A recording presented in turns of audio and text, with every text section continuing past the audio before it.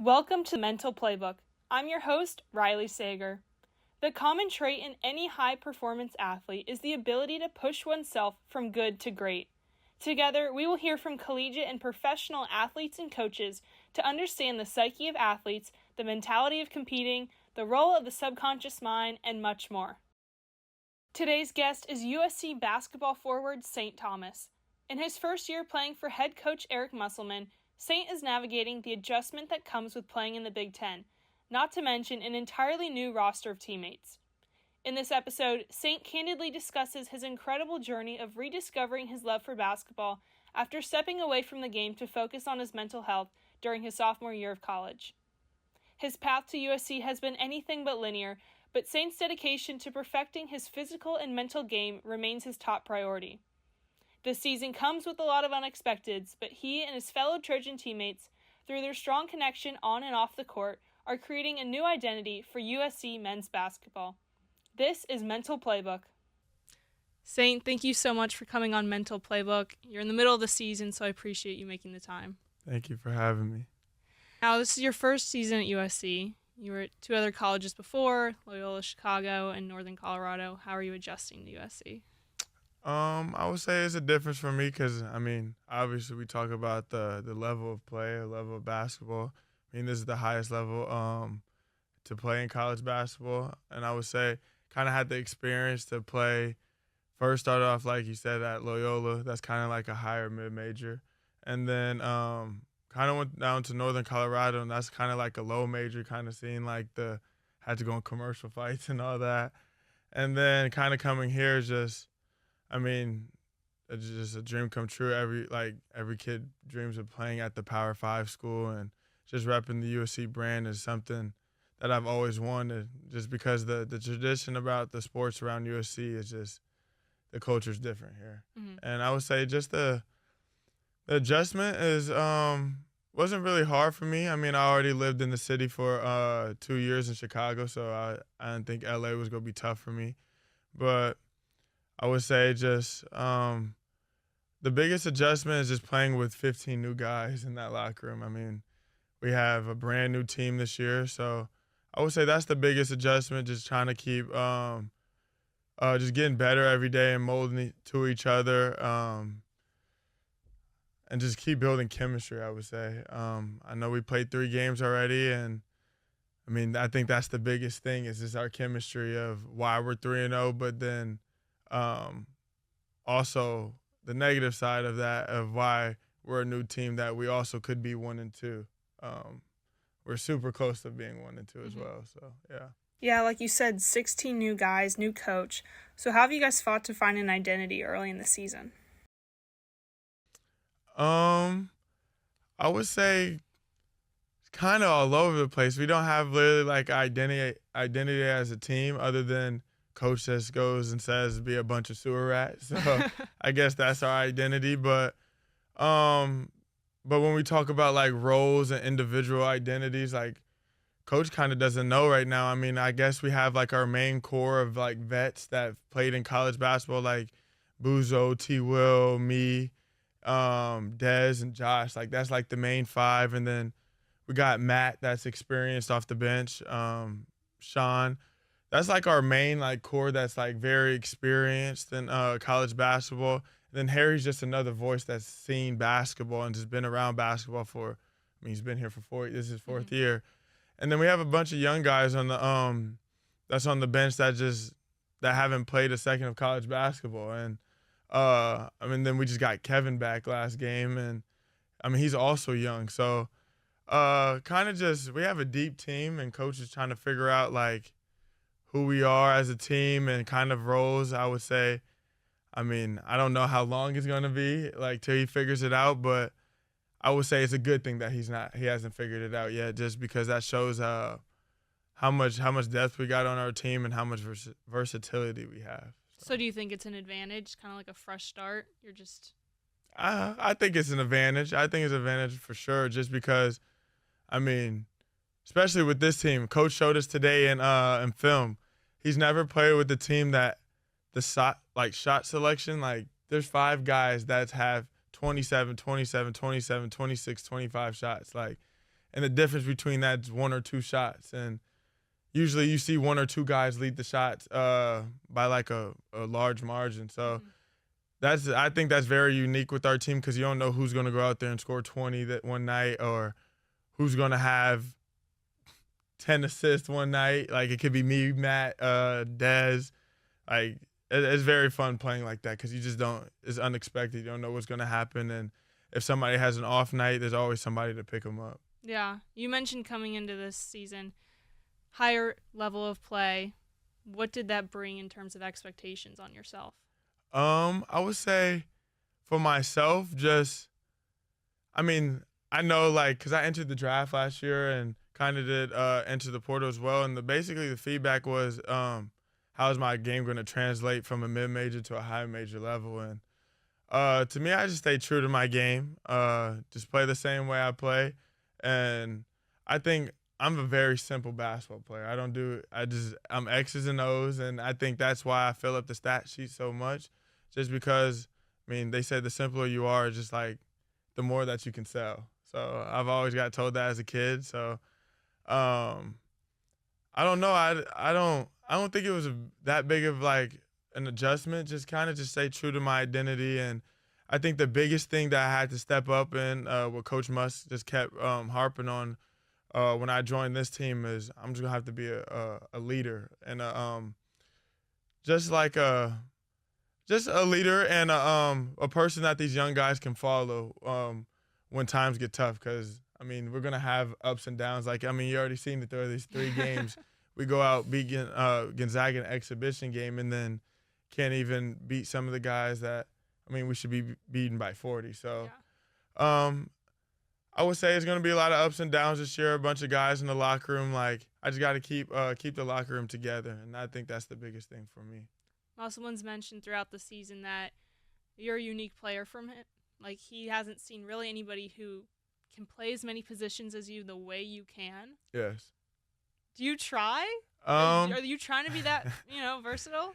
Oh yes, I do try. Just because I think I take it personal when Coach Musk says how many guys that he's coached over the years and that went to the NBA and how hard they work. Like I think the way I think I want to be Coach Musk's favorite players that he's ever coached in 1 year. So I'm trying to make that happen as soon as I can. And I mean, whatever he says, he wants that, I'm going to do it. Like, he told me I'm going to have to be here and I might have to play all 5 positions. I'm willing to do that. I know I was going to break my nose, but I'm willing to put my body on the line like that as well. So, stuff like that, I just told him, I'll be willing to do anything, and I know that I was going to have to do that. But then he always says, Caleb Martin, just to put me in that conversation with Caleb Martin is beyond a blessing for sure. We'll get into the broken nose, but you and Musk, you're both emotional players throughout your careers. Yes. That's kind of something that you've bonded over. Yeah. At what point do you bring the emotion into the game? When do you stop it? How is it an advantage but then also a disadvantage for you? I would say it's an advantage because if you have a coach on your side riding for you like that, that's everything that you want. You have a coach that we go on a run and they call a timeout and he's up there hype chest bumping you more than your teammates. That's just pours confidence into you. You don't have to shoot a shot and look to your side all the time thinking that you're going to come out the game. So Coach Musk does a good job of that, just pouring confidence into players. And I would say especially me because he knows that I'm a fireball out there. I think my teammates make fun of me because they say I emote after everything I do. But Coach lets me do that because he knows the player I am, and that makes St. Thomas me. I just have to. I like to get lost in the game that way, and I just have fun that way, and that hypes up the guys on the bench. And I've always told Coach Musk when I first got there, Coach, I realized over my years of playing, I can either lift the gym or I can either sink the gym with my energy. So I just told him if you let me be me, I promise you I can. We don't have a crowd there, so I got to do something. Yeah, it's a lot I got to do pressure. something. So I think we just have fun with it. I mean, you seen me and Musk get into it a little yesterday over defense, and there's nothing me and him bumping heads is we just have a standard for ourselves, Yeah. and we have standard for this team. So I think, and then he pulled me over to the side after the free throw and just we calmed down and talked. Like that's kind of our relationship, and he can coach me like that, and he knows I can yell at him, he can yell at me Yeah. right back. So that's kind of the bond we have, and you don't see most coaches and players have that type of connection to each other, but I mean we see the game in a similar way. So I mean, watching you two on the court together, you'd think you'd known him your whole life. yeah. Like, which game was it where he was, getting fired up over some call and you, like, literally pushed him back. Yes. You're like, it's okay. You don't need a technical or anything like that. Can we expect an emo Jimmy Butler hairstyle? Oh, no. No. Not that Not emo? for me. Not for me. Not for me. Not for me. No. How do you use your emotions during the game? Like, personally, you're in your head, zoning out. How does it carry you through the game? I would say for me, just especially playing college basketball it's no joke. Playing, I think this past 3 games, I've been averaging maybe 38 minutes, I think. And everybody sits there and wants to say like, oh, I want to play all the minutes. I want to play 40. But then when you actually are in the heat of the moment and playing all those minutes, you're like, ooh, yeah, I should never probably played all those minutes. Yeah. Legs get tired, all the lactic acid builds up. But if I didn't have that voice in my head or that little, I don't know what it is, but I just feel like I have just another person that's just speaking just to me, that's telling me just to keep going. And when I just play with so much emotion, just because I would say just all the things that I've been through in life and all the things like that I've lost, and I can express it on the floor. Mm-hmm. I don't really want to express that in life and just talking to people, but I can express the way I play on the floor by like, I mean, if I get an and-one, I'm definitely screaming. I'm looking at the camera. I'm having fun, or I do it in different ways where it's fun and it doesn't look like I'm distracted and just playing and distracted just in myself. I can pass it to my teammates and I'm still celebrating like I hit the 3, mm-hmm. like just for them as well. So yeah, I think a lot of people criticize players who are not dramatic, but overly emotional. Like, oh, you're too emotional. Like, lock in, dial in. Yeah. Clearly you are. I mean, look at the stat sheet. I think, and that's the crazy thing, because, like, a lot of teams, when they talk to me and, like, they're talking stuff maybe, they're like, oh, we're in his head and stuff. But that's stuff I like. When you're doing that, I'm like, okay, then you probably messed up. Because that's happened in the Idaho State game. Like, they were telling me, like, I wasn't shooting the ball, and then next thing you know, I hit the shot to go up 4. So take the mask off and the 3 goes in. No, oh my gosh. Despite the limited number of fans, the arena was going crazy, and you were giving it to him on the bench. Yes. You said the voice inside your head. Have you always had that? Like, you grew up playing baseball, basketball. Yes. Is that something that's always been there, just competing, or kind of when you got to that more serious level? I would say the voice in my head has always been there, and it's always not just been there just because of sports. I would say it's just always there just in life. Just me sitting or walking to class. I have a voice in my head all the time, and I'm battling it all the time. So like, I would say, I'm late for class. Yeah, I would say the voice in my head is always always a doubter for me, and that's what motivates me. So I think the voice in my head is always telling me, like, just reminding me all the stuff that I've been through, and kind of reminds me, like, all the stuff that people have said. Like, I would say, like, when I think in the game now, like, everybody tells me I'm not supposed to be at USC. But then I show you on the court why I'm supposed to be at USC. So I would say my voice in my head is my doubter. And even walking to class, my voice might say, oh, I did not want to go to class. But, hey, I have to get up and go to class to be eligible to play basketball. So I would say my voice in my head is definitely a doubter, but myself, like, motivates me to block out that voice in my head. Did you go to class today? Oh, had to. Of course. Of course went Never to class. miss. Never. So doubt, that's an interesting thing. I mean, Kobe, he talked a lot about that. And you're not talking about doubt from yourself, which I think a lot of people, the voice in their head, it's like this self-doubt that just continually spirals. You're kind of pulling it from externally and using that for motivation. Yes. What are your thoughts on motivation? Because it comes and goes. So how Yes. do you stay consistent? How do you choose that commitment over motivation?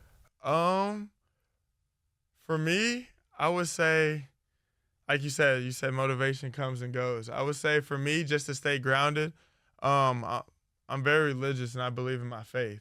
So that's how I stay grounded, like just with my motivation. I know, I mean, being a college athlete, you're gonna have highs and lows and of like we say life and just of your own sport. I mean, we have 30 games and I'm not gonna perform my best at an A plus for all those 30 games. So it's like you're not gonna be, and most of the time, like I mean, it's so cliche to say, but everybody says like you're not gonna be 100% every night to play. So what's gonna motivate you to play? And I think my biggest motivator is just my faith with God, Mm-hmm. and I think that's all I need just to go out there. As long as I'm 60%, 75, 20, I might be 20%. I can't breathe. Maybe Yeah. some games I might be sick, but like I said, God has a plan for me, and my biggest motivation for sure. I mean, if you only have 30% and you're given 30%, then that's 100%. For sure. What do you do off the court to strengthen your relationship with God, and how does that translate onto the court? Um, I would say this year we actually took a leap that I've never done it with the team before. But I would say me, Josh, and our strength coach Andre started to go to a church called Zoe. Um, about like the start of the school year, and our plan was to try to get as most guys as we can on the team to come with us, and just because like we strongly believe in if we might not be the most talented team out there on the floor, but if we have faith behind us and we're just have God with us, and I don't think nobody's breaking that bond. Mm-hmm. So um I think we've got a couple guys to come with us and some other coaches. So I would say that's what we've done outside of the court, and I think we still keep going. And I don't know, it's gonna kind of be hard for us now that we're in season to go, so we have to try to figure out something to do Yeah. now. Yeah. How does hanging out with the guys in that environment help you with the team dynamic? Like you said, how you feel like I've known Mush for so long. I feel like I've known these guys for my whole life as That's well. crazy. Because it's like, I just met these guys probably 4 months Yeah. ago. But every guy in that locker room, like, I can say I can go hang out with that guy individually and just be cool and be like he's like a brother to me. Mm-hmm. And I can't say that I've had that everywhere I've been.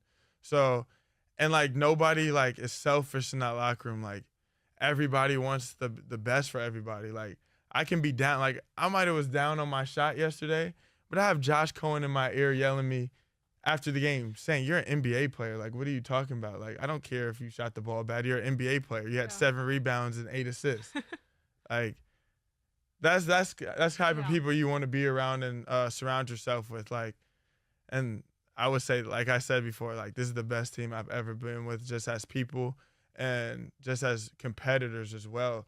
I've never seen a group of guys that want to be in the gym so much, or asking a coach, can we get in the gym? When can I get in? Or not even asking a coach. They're up there just shooting by themselves on the gun or getting treatment. We all just want to be by each other or just getting better at some aspect in life. I mean, that self-doubt, even if it's just for a moment, it's inevitable. Yes. So it's nice to have those guys, like Saint, like shut it down. You Exactly. know? What do you think when you get in those moments, if you're on the court and you don't have, you don't have a timeout, you're in the middle of a play, how do you shut that down? I would say for me, that's one thing I've been like working on for the past year, because I mean I know that's like what everybody looks at. Like for me, like can I be stable enough the whole game just to like can I control my emotions through like ups and downs throughout the game? Because I know, I mean they might go on runs for 20, we might go on runs, like the game's up and down. So just how I can control myself, and I just tell myself just to breathe through it and just to keep playing. I know, I mean, we have these saying, ugly wins sometimes. So sometimes the game has to be ugly, but at the end of the day, we have to be who's going to be the most mature team and who's going to be the most experienced team to get through it. And I think that's what I just keep reminding myself and telling myself, like, yes, I had 4 turnovers yesterday, but what's going to make us win this game and get out of this game with the win? Because ugly might win, but now if we have an ugly loss, then now we're talking like, I don't know. We don't want that. Yeah.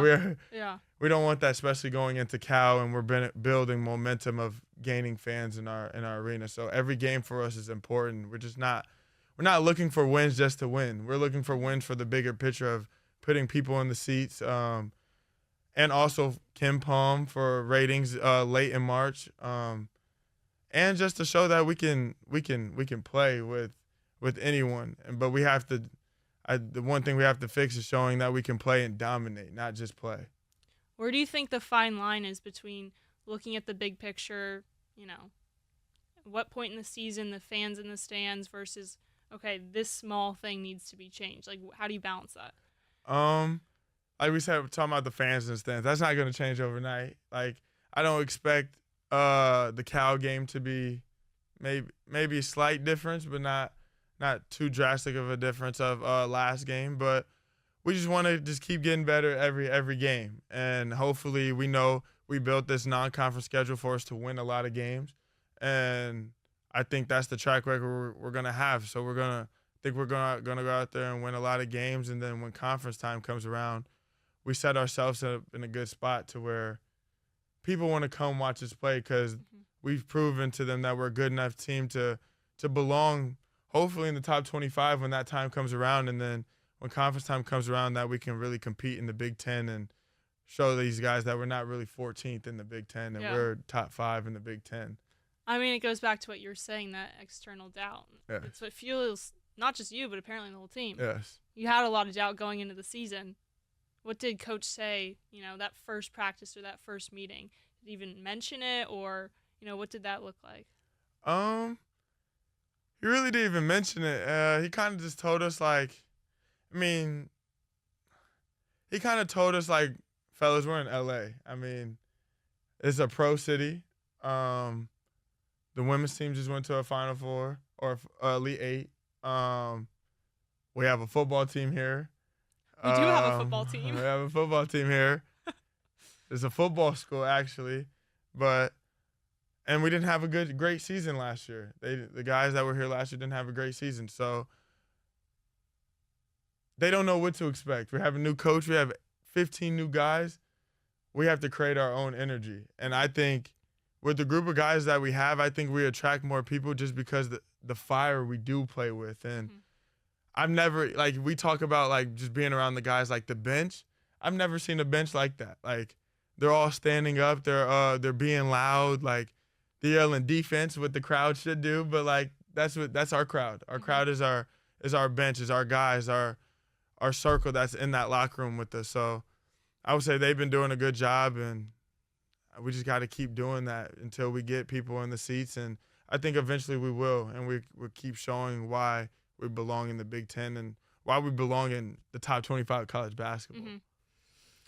What does the coaching staff have you do for mental preparation? Is that more of an individual thing, or how does that translate? Yeah. You look at the bench, you're like, wow, something's going right. Yeah, I would say, so we have these things called voices and choices, where we just talk about little scenarios through sports before practice starts. And it could be from the smallest thing, we watched about the guy from Auburn putting his head down and stuff when they're up 50 points and the guy's making 5 threes. Yeah. But running back with your head down and stuff like that. And he shows us stuff like that, and that stuff breaks the team. And little do you know, maybe that's one guy out of 15. One guy can mess up the whole camaraderie of the whole team. So that's what Coach has really put on me to try to meet and the older guys like Josh, keep this locker room tight and together,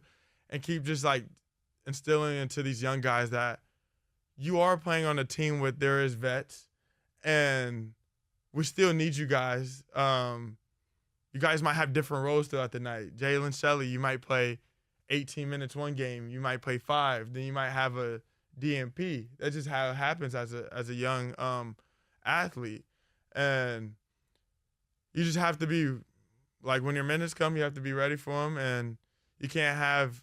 We used to say this thing at Loyola, just no entitlement and low ego. So I just tell my guys I carry that with me and tell them that as well. Just you can't have no ego, and you have to have or low ego and no entitlement because you're not entitled to anything. Same with me. I have a starting spot, but coach still tells me I'm not entitled to anything. Yeah. I can lose it at any Yeah. point.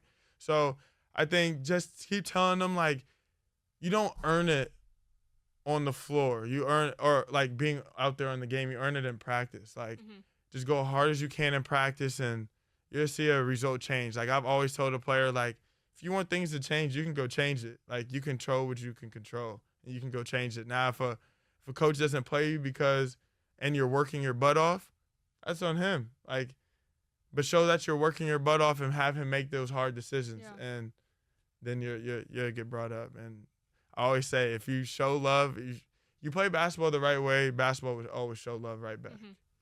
Yeah, I think it's an interesting way to measure progress in terms of you have the physical side. Okay, you're in the gym, you're seeing progress there. That's kind of an easy way to gauge where you're at. Yes. But mentality? Yes. How do you measure that?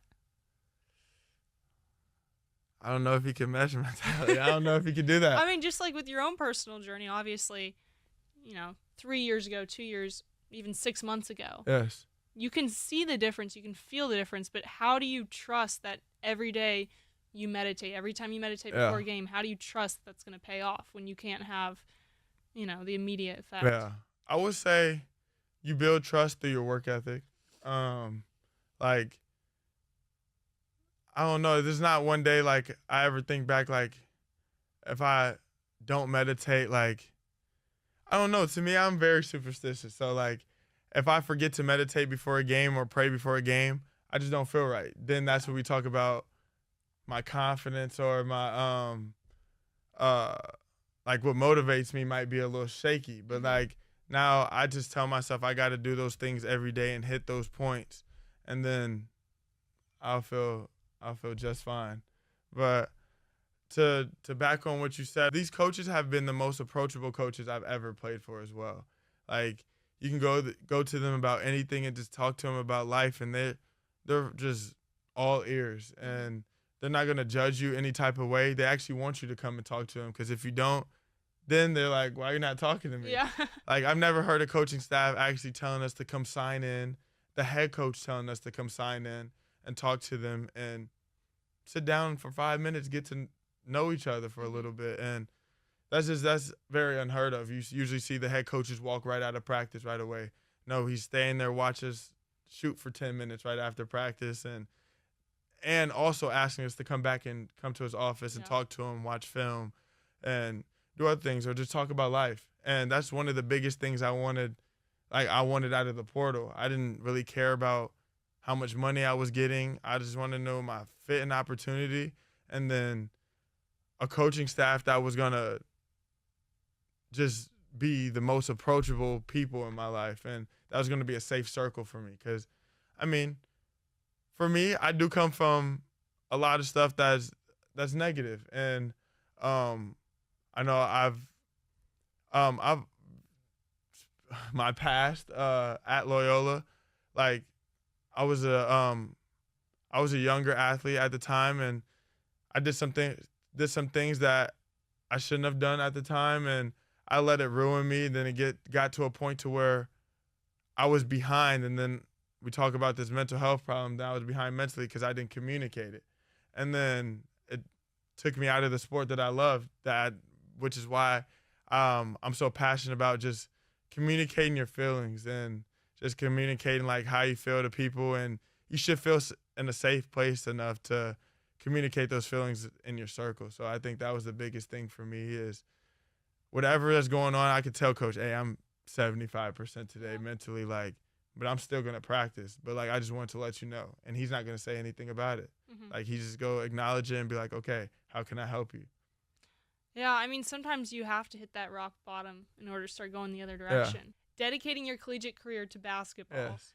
did you know how mental the game was? I mean, obviously you had a lot of years of experience, but did you ever expect anything to No. set you back like that? I never thought the game was like that. I would say basketball was just such a fun sport just to play for me, like throughout high school, AAU. And then now you're telling me I'm going to college, I get to be away from home, and uh I'm living on my own.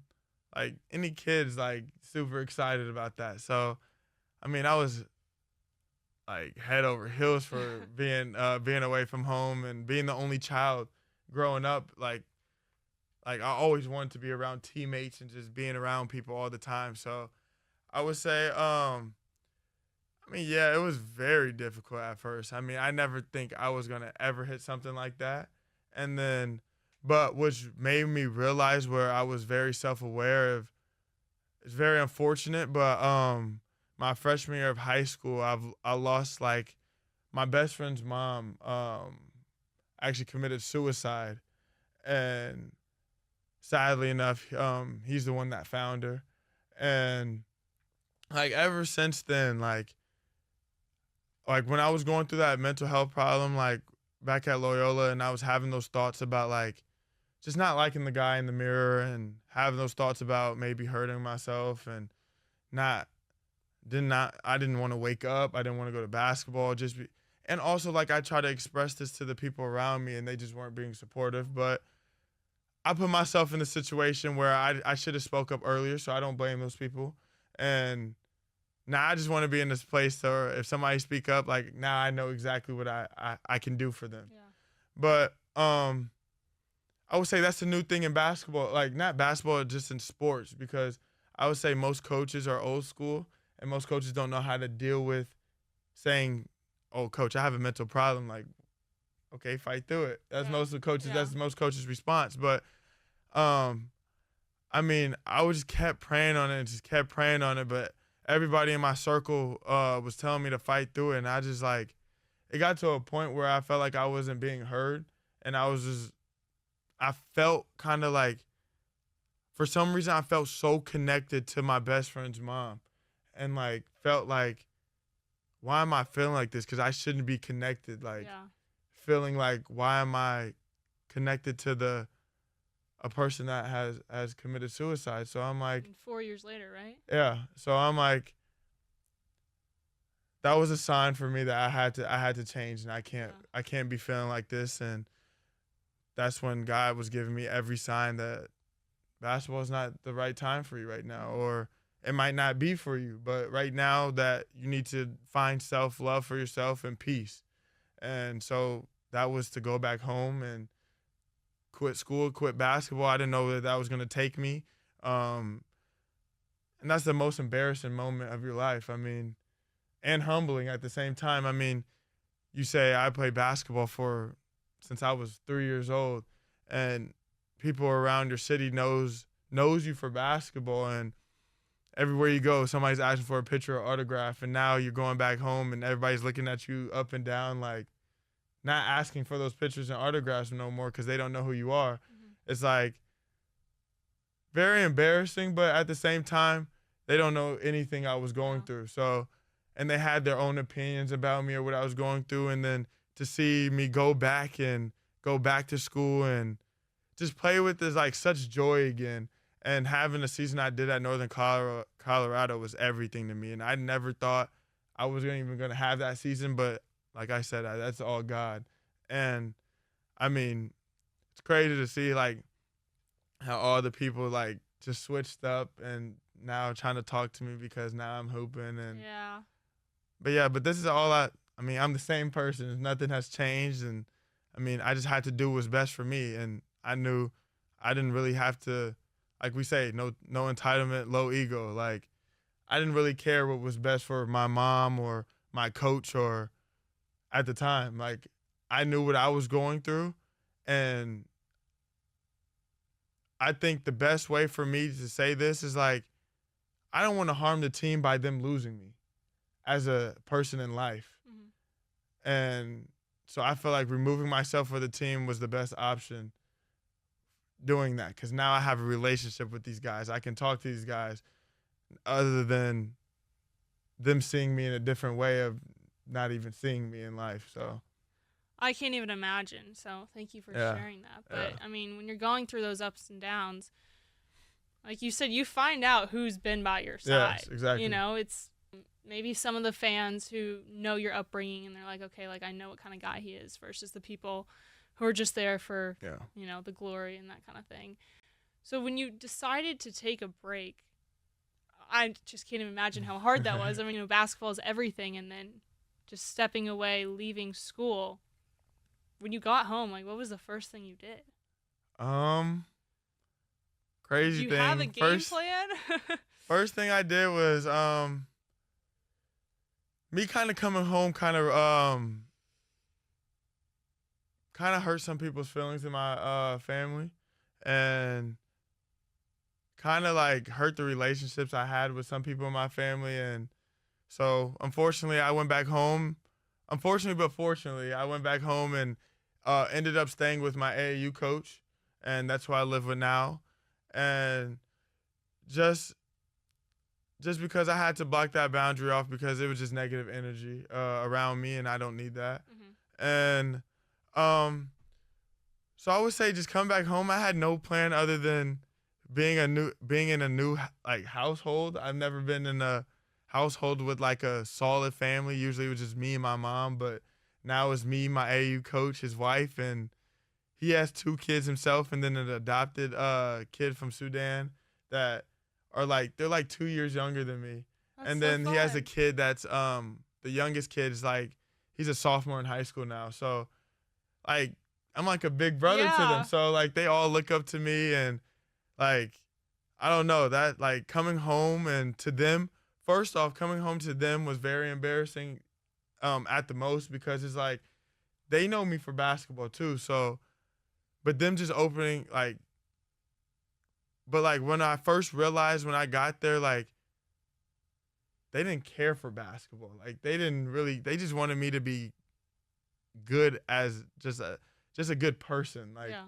they just wanted to be there for me. Just Like be a make sure I fun had big a brother. exactly. They wanted to make sure I had a home cooked meal. Like I never had a home cooked meal with metal plates to go to dinner. Usually I had plastic forks, plastic plates. Like they made sure of that I had that. And I think those things really helped my mental health and make me get back to basketball. Like it was the little things outside of basketball. It's never been the basketball game for me of why what was my problem has always been the things outside of basketball of what can I get past to be who I am. I'm sure that was so helpful. Not only are you having this new environment, so it's kind of like a reset. Like you are Yes. coming home, but it's also new family, new household. Yes. What was your routine like there? Did you Uh have I you would have to say drive them around or anything? um no, I would say they all drove themselves, but I I mean, would like the say younger kids. yes, but I would say the youngest kid, I did anything for him. Anything like Trying to he'd win him text me over. saying, "Can you bring me lunch at school?" I would bring him lunch. He could bring me ice cream. I was like, then kids is yelling, "Oh, St. Thomas is bringing." That's everything to me. Like Yeah. having him like that he can brag about me that I stay in his house and all that. Mhm. Like usually I'm not about that, but that's everything that like a kid like looking up to me like that is just everything that I wanted. And even though he's looking up to me and I'm not even playing basketball. And but I would say my daily routine was waking up. I would wake up at like 6:50, 7 o'clock, random time, 6:50. I always wake up at 6:50 for some reason. Okay. Um, and when I had my therapist I was talking to, the first thing they told me to start off with the like there's like steps in life that you can just start off your day with just um having a better day. Like first thing was getting outside and getting natural sunlight. Instead of getting sunlight from like the light in the room or your phone, get natural sunlight and it will really wake you up. So the first thing I would do is go walk around the pond in the neighborhood. Just probably like 2 laps and then come back. Um, and then like the second thing he used to say is have just a clean space around you, like Yeah. clean your room. little things like that. And I realized like things like when I was going through at Loyola, my space wasn't clean around me when I was going through it. Like little things like that I could have helped me like maybe I would never went through those things. But like I said, everything happened for a reason because Yeah, I wouldn't have this conversation with you I if I know. didn't go through those. I So know. I would say my other than that, so I would go on a walk, wake up, go on a walk. Then after that, I would try to get some type of workout in. First month was in basketball, so I would say it would just either go lift or just go run. And my goal was not to pick up a basketball for the first month and see how life was without basketball. And I think that was the biggest separation I ever had because I truly found who I was and I found that I can be happy without basketball.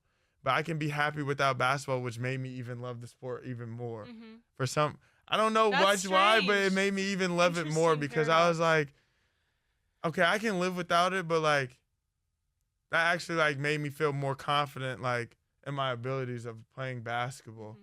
Mhm. Um, so I would say after that first month, I started to get back in the gym again with my trainer Adam Barnes, who I've been training with like my whole life since I was started high school.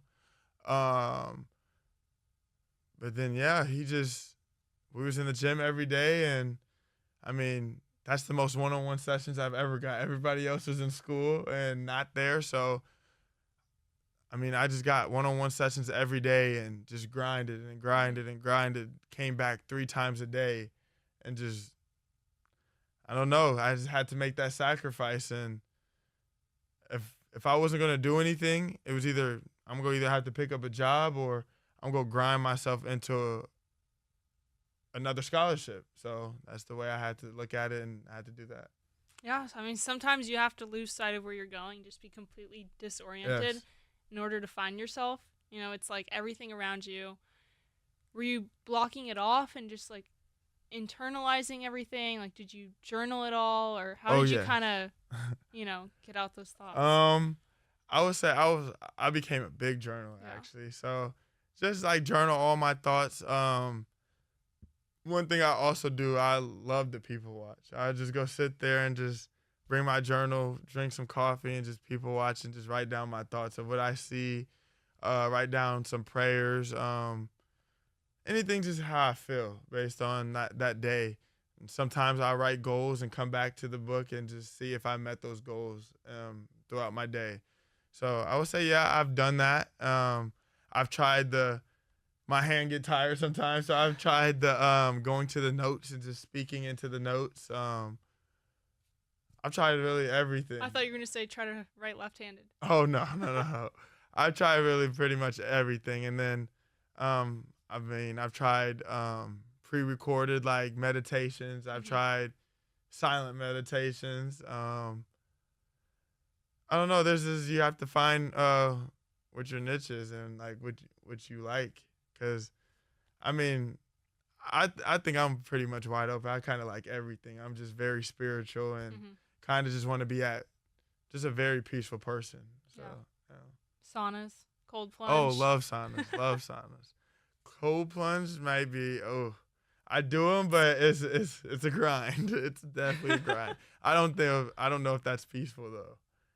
No, Afterwards, like 2 days later, maybe two just because days. you feel good 2 days later, but you go in that cold tub for a reason. So you don't go in the cold tub. You go in the cold tub hurting. Yeah, I mean, you're also not going in there to feel comfortable. That's true. But that's also I would say cold tubs also help us like us athletes just like I mean we talk about the close games that we've played in. Like little things like this I think about. The games that we played in have been I mean came down to the wire the last 2 games. Now, if you can go sit there in the cold tub and breathe through that, you can go play a game under two Yeah, minutes and yeah. win a game. So I think the cold that helps us with our mentality. Mhm. Going into games, what headspace are you trying to get into? Mm. I would say it's changed over the past years. Ever since I went through the that time at Loyola, I would say at first it used to be let me get in this like this mad stage. Let me get all riled up. Used to put on this like drill music. Yeah, I was gonna say, what's the playlist? Oh yes, I listen to every drill artist there is. Just trying to get mad and just get amped up for the game. But now it's kind of changed, and now, not gonna lie, I'll put on Adele before the game and just listen to some peaceful stuff. Like I said, like I don't know if I just fair. Like you show love to the game, the game will show love back, and I feel like you can't do that in an angry manner. Yeah. I think you have to do it peacefully. You can play with fire, but like your approach, I think, has to be like doesn't have to be soft, Right. but the approach that is just locked in, and comfortable with the game plan. Yeah, respect And for the I game. don't know if drill music is doing that. What else you got? Some reggae? No, I'm thinking I got Adele, I got Rod Wave for sure. John Legend's a good one. SZA is always a good one. Alana? Nah. No? Nah. I would say SZA and Summer Walker's the big ones Okay. for me. Yeah, for sure. When you're going into the game, you have the right headspace. But then, okay, let's say they're on a 12-0 run. Yes. And you're like, oh, crap. What's your default mode for those panic situations? This is where we had those uncomfortable conversations with your coaching staff. Like for me, I mean, individually, everybody has their own thing.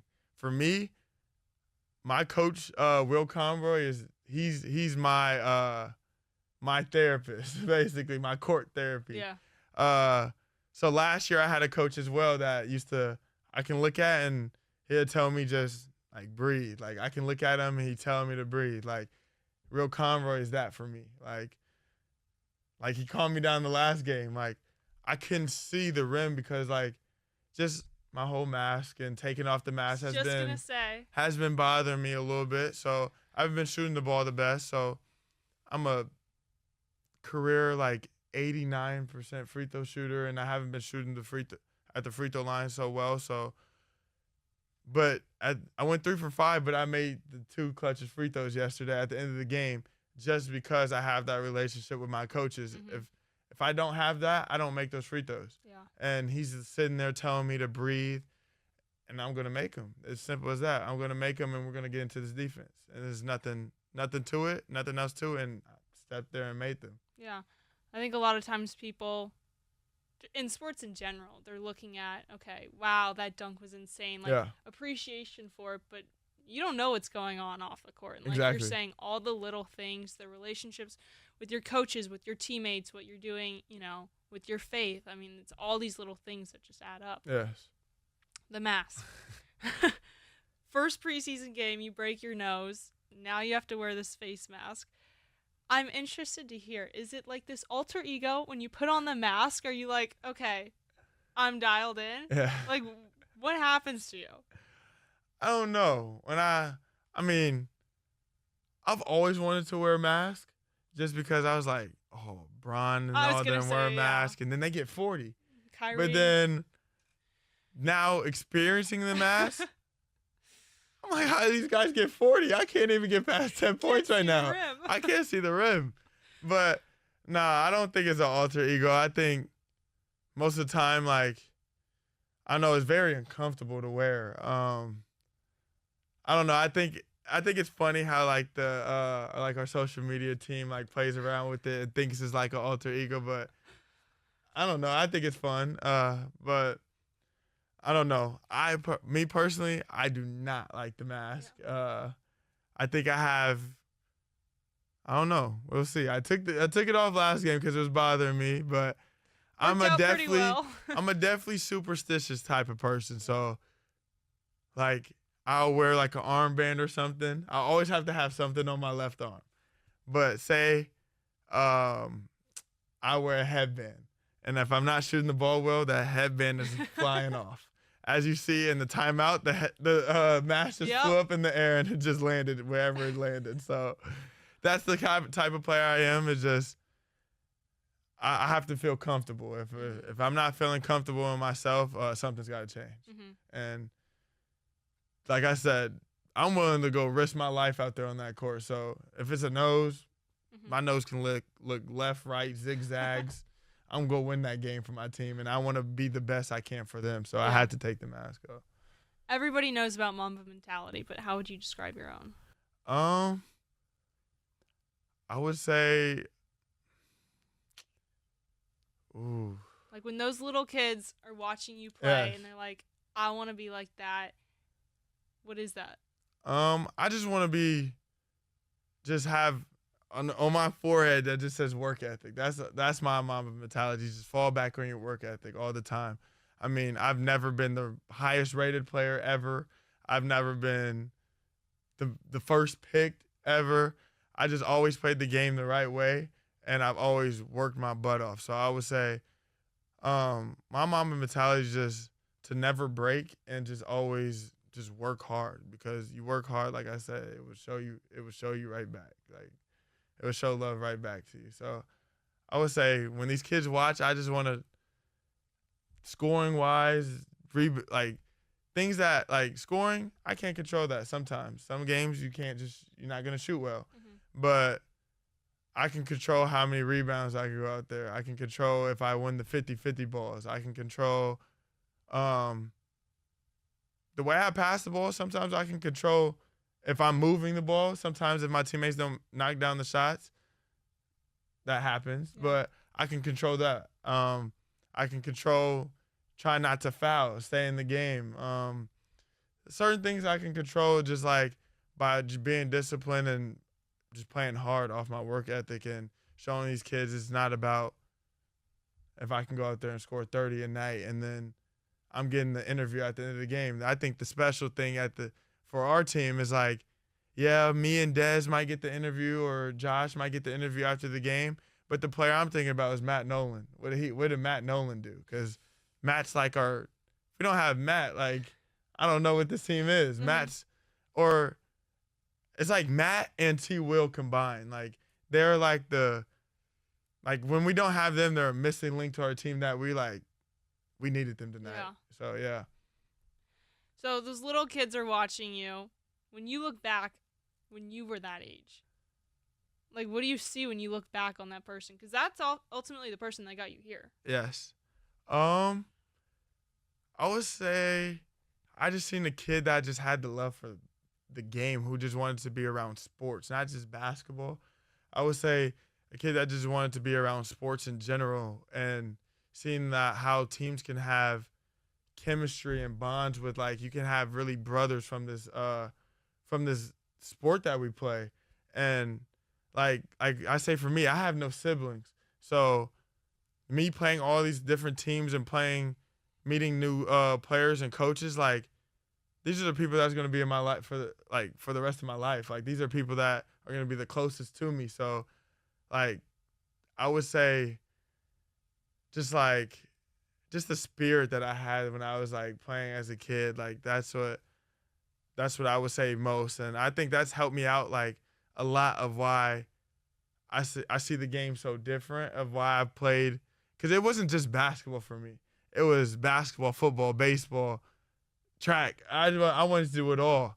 But, like, that's why I see the game so different. Like, I think baseballs might be, like, one of the hardest sports to play. And, like, hand-eye coordination has to be on point. And I think that's why I can see the court so well. Yeah.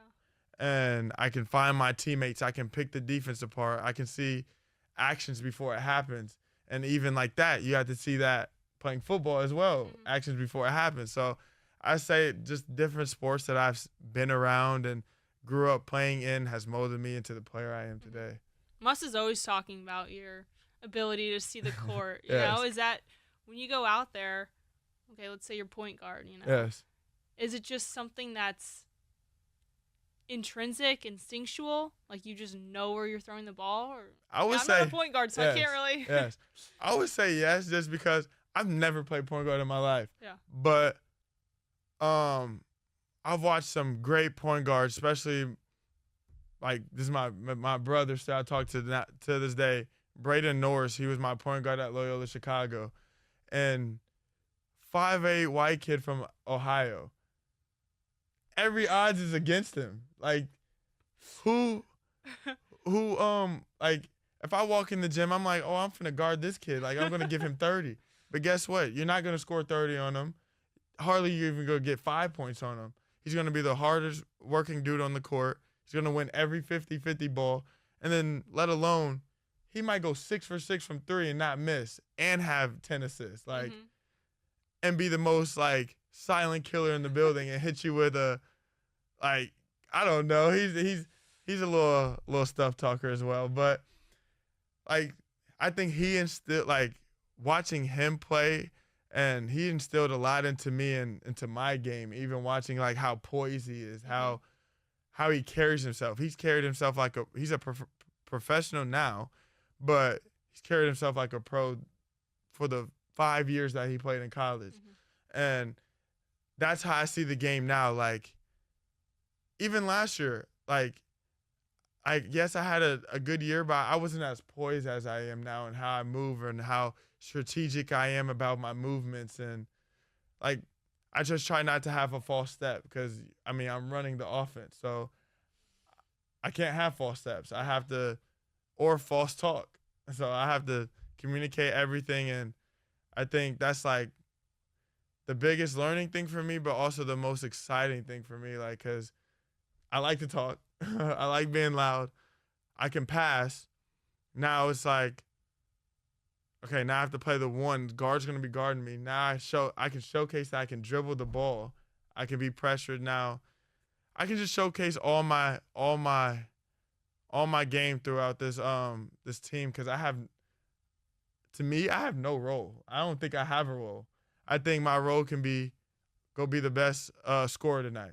Go be the best passer. Go be the best rebounder. Get 9 assists in the first exactly. half. So, sure.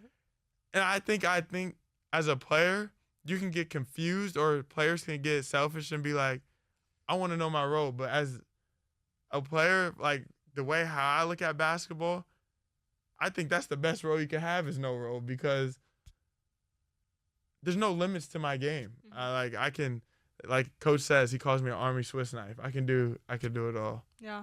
Looking into February, March, what kind of player do you want to grow into? I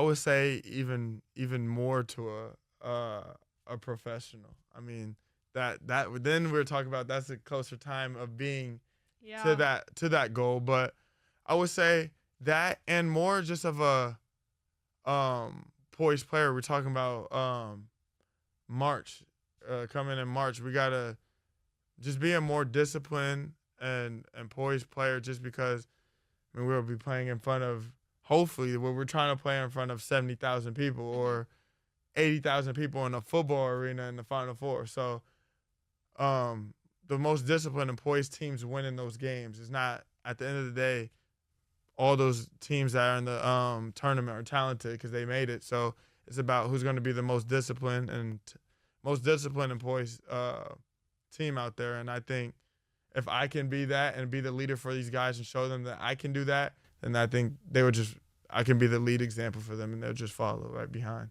Yeah. A lot ahead of you this season, Yes. but what's been your favorite off-court memory so far with these guys? Favorite off-court memory?